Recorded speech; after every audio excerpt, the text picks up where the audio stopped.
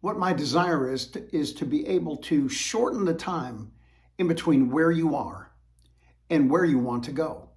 And if we can do that, you'll have a greater amount of time to be able to enjoy your life.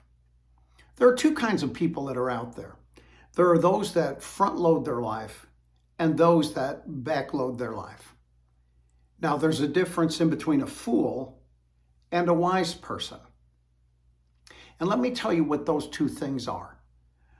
A fool actually front loads his life. What he wants to do is right now, he wants to enjoy everything that he can possibly enjoy so that he can have it right now.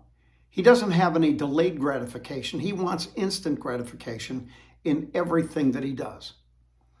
But those that are wise are the ones that rear load their life. And what that means is that they do all the study, all the prep, all the things that they need to be able to do. And they do those in such a way that right now things are the hardest. But because now that things are the hardest, later on, they're going to be able to enjoy a life, the life of their dreams, truly. Let me give you an example of it. In the culture that you and I live in right now, it's really difficult in the arena of dating. We have continually broadened the net and the opportunity for people to be able to meet someone that that they would want to be able to spend the rest of their life with. But there's a problem with that.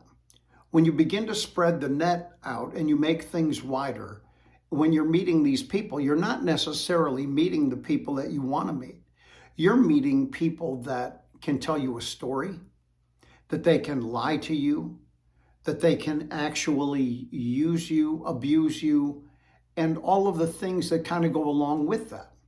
But what happens is that women actually go out to be able to snag a guy, to be able to build a family, but right now they don't really want to do it.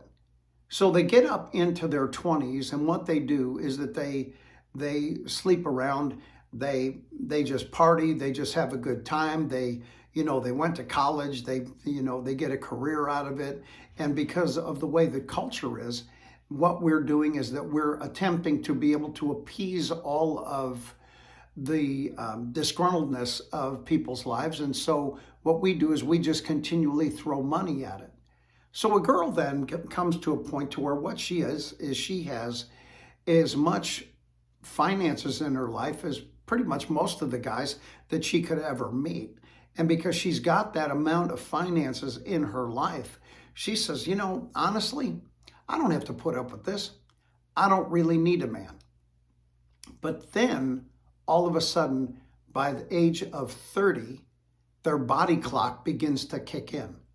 When that body clock begins to kick in, they start thinking about, man, I really need to settle down. And because I need to settle down now because I got to find a nice guy to marry.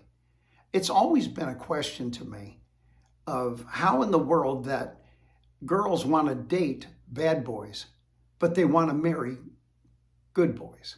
They want to date mean guys that treat them rough, but they want to marry guys that are really nice.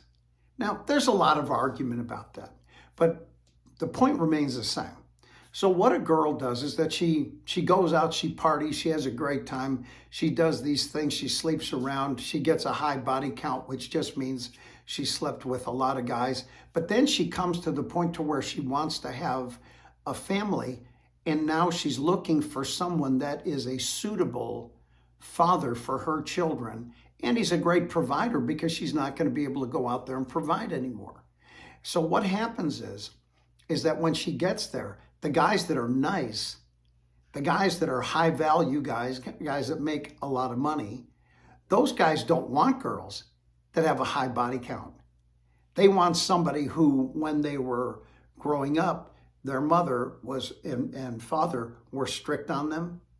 They want somebody who plays the piano or the violin or some other type of musical instrument and spent a lot of their life being able to study the arts. Why is that? Because they want that in their children.